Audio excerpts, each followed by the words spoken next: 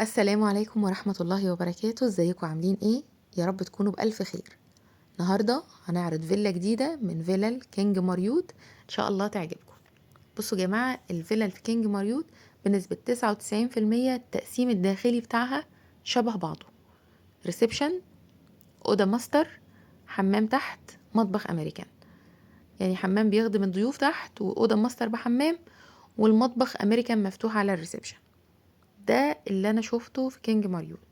طيب كينج ماريوت يا جماعة، الناس اللي بتسأل فين في اسكندرية، يا غرب اسكندرية على الصحراوي، مش في اسكندرية نفسها، واخدين بالكم؟ فتعالوا كده نعرض مع بعض ونشوف الفيلا دي فين بالظبط. دي في الجزء القبلي. كينج ماريوت مقسومة نصين، جزء بحري وجزء قبلي. البحري اللي عند بحيرة ماريوت، والقبلي اللي انا بصور لكم فيه ده. بالنسبة للجزء البحري، الجزء البحري ده تحت ولاية الجيش، فالتصرف فيه صعب. وبرضه مفيش حد يعرف يشتري يبيع، يعني الدنيا هناك واقفة لأن الجيش حاطط ايده على المكان ده.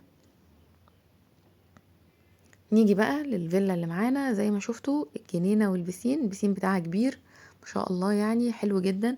ومتدرج برضو، جزء عميق وجزء يعني أقل شوية. بس بصراحة مساحته حلوة حلوة قوي كمان. بس هو طبعا زي ما شفتوه كده فاضي، احنا في شتاء، والفيلا لسه برضو فيها تشطيبات، هو بيتملى وبيخلص على الاخر. بس هوريكم الفيلا اللي قصادها خلصانه، والبسين بتاعها شغال ومتظبطه. بس خليكم معايا بس للاخر. دخلنا من باب الفيلا زي ما شفتوا، زي ما قلت لكم التقسيمه. ده باب الفيلا اللي انا دخلت منه ده. ده باب بيفتح على الجنينه، او على الجنينه والبسين كده مع بعض، تابع للريسبشن. لكن باب الفيلا اللي انا واقفه وراه ده، بصوا كده، يعني لو كده قدام باب الفيلا، ادي الريسبشن بالحمام بتاع الضيوف، تحت على يميني هو المطبخ اهو. ده اهو الحمام والمطبخ والريسبشن قطعة كده على بعضها، يعني يشيل قطعتين، مثلا سفرة وانتريه، سفرة وركنة، يعني على حسب ما تفرشوا. وممكن برضو الجزء اللي عند باب الشقة ده، قصدي باب الفيلا، ده ممكن برضو يتحط فيه مثلا كونسول، يتحط فيه مثلا ترابيزة مدورة كده، يعني بيبقى شكلها حلو قوي في دخلة الفيلا. ده انا بالنسبه للناس اللي هي يعني عايزه تتخيل هي ازاي، لان انا برضو قبل ما اروح كينج ماريوت ما كنتش عارفه اتخيلها خالص. البلد كلها فيلل يا جماعه، يعني مش مكان حيوي، مكان هادي جدا جدا، مناسب للناس اللي بتحب العزله، بتحب الهدوء. يعني هناك انت مش هتسمعي صوت عربيات اصلا، مفيش صوت عربيات خالص. احنا ماشيين في الكينج، مفيش صوت حد. وكله حتى لو في حد ماشي جنب منك بيبقى بعربيته في هدوء رهيب. فهي مناسبة زي ما قلتلكوا لحد كده حابب ان هو يفصل عن الناس اللي بره دي كلها كده، ياخد فيلا ويقعد هنا. لكن لو انتوا بتحبوا الدوشة واللي هو بصوا بقى، تطلعوا البلكونة تلاقوا عربيات رايحة وعربيات جاية وتنزلوا يا دوبك كده على رجليكوا، تروحوا محلات تشتروا بقى حاجات من السوبر ماركت او كده، والخدمات جنبكوا. فلا، المكان مش كده خالص. ولازم يكون معاكوا عربية علشان تتنقلوا بيها. الخدمات والمحلات والحاجات دي كلها في مكان لوحدها، يعني شارع كده كبير كده كله بقى المحلات، والميكانيكي بتاع العربية، وبتاع الكاوتش، وبتاع اللحمة، بتاع الفراخ، بتاع السوبر ماركت، وهكذا. تمام. المكان اللي احنا فيه ده تقريبا كده قريب برضو من الوسام. وبرضو في حاجات احلى من كده بكتير يا جماعه، في فيلل بتوصل ل 30 و40 مليون جنيه. بس حاجات مش قادره اوصف لكم بقى شكلها عامل ازاي، رهيبه رهيبه بجد. لو حابين المحتوى ده هصورها لكم، بجد حاجات يعني تقفوا قدامها كده وتقولوا ايه ده، ايه الجمال ده. صورت لكم الجزء اللي تحت، وطبعا الفيديو شارح نفسه. الاوضه اللي انا دخلتها دي هي الاوضه اللي بتبقى تحت، وفي ناس بتفتحها بتخليها مفتوحه هي كمان مع الريسبشن كده، يعني جزء مثلا ليفينج وجزء استقبال. نطلع بقى فوق، دايما بيكون السلم لسه طبعا اللي هو الهاندريل ما تركبش عليه، او الدرابزين يعني ما تركبش عليه، ده بيركب في الاخر خالص لما العمال بتخلص وكمان ممكن تيجي تلاقيه وانت بتتفرجي على الفيلا تلاقيه لسه ما ركبش، ده بيتركب عند الاستلام. وبرده التويلت، الحوض، البانيو برضو عند الاستلام. بصوا كده المكان يا جماعة، ده اللي انا بصور فيه ده ميني كومباوند. اللي قدامنا ده اللي مليان راتش ده برضو موقع فيلا، بس لسه بتطلع او هتطلع. هو ميني كومباوند عبارة عن 4 فيلل تقريبا او 6 فيلل، مش فاكرة والله، حاجة كده يعني. والفيلا كلها شبه بعضها مع اختلاف مساحات بسيطة، يعني ممكن فيلا عن فيلا تزيد 50 متر، مش عارف 40 متر، 100 متر، وهكذا. هنا الأوض هو عامل لنا كده بالسيراميك اللي انتوا شايفينه ده، اللي شبه الباركيه، فده بيبقى جميل قوي في الأوض. ال3 أوض اللي فوق كلهم ماستر.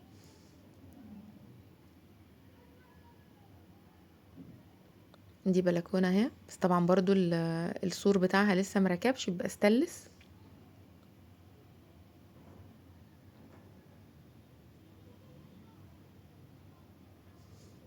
طيب الناس بقى اللي برضو بتسألني انت سيبتي محتوى القناة وبتتجهي بقى لمحتوى العقارات والفلل وكده، والله يا جماعة هو موضوع الفلل ده جه كده قدرا كده، واحنا يعني ماشيين انا وجوزي، كنا راجعين من على الصحراوي، فكان معانا ميعاد مع حد يعني تبع جوزي بيشوف حاجة في شغله يعني، فدخلنا اتفرجنا. فقلت خلاص اصور كده، ولو حبايبي طبعا اللي في القناة ممكن يستفيدوا، فانا يعني مش بقدم الفيديو ده لكل الناس، اكيد في من حبايبي حابين القناة على الفيديوهات بتاعتنا بقى اللي هي طبخ، روتين، فلوج، الحاجات اللي هي كده دي، ولكن مفيش مانع ان احنا نعمل تنوع شوية علشان الناس ما تملش. في ناس بتمل جدا من موضوع الروتينات وكده، فكل فترة كده ندخل كده ايه، حاجة جديدة كده ممكن حد يستفيد منها، ولو فعلا في واحد بس استفاد من الفيديوهات دي فانا هكون مبسوطة جدا. انا قبل ما اروح كينج ماريوت كان نفسي حد يقول لي كينج ماريوت دي عاملة ازاي، او ايه المكان اللي كله فيلل وقصور ده، والفيلل فيه رخيصة. وللعلم بقى سعر الفيلا دي 5.5 برضو، زي نفس تقريبا سعر الفيلا بتاعت المرة اللي فاتت. بصوا كده. بالنسبة بقى للأوراق يا جماعة، الأوراق انت لازم بتطلعي عليها وبتوروها كمان لمحامي عقارات، ويسأل عنها في الحي، يسأل الموقع ده ايه، يعني مفيش حد بيشتري من بقي، مش هتسمعيني انا فتقولي تمام يلا بينا، لازم طبعا، وده حاجة بديهية يعني مش بضيف معلومة جديدة.